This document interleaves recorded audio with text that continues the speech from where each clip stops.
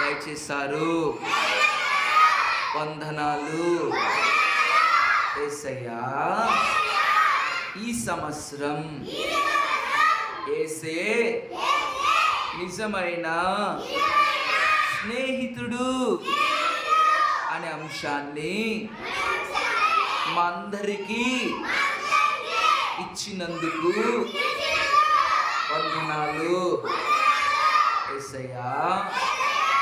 ఎండాకాలము మేము మీ సన్నిధిలో మీరిచ్చిన మందిరములో VBSకు నడిపించినందుకు వందనాలు.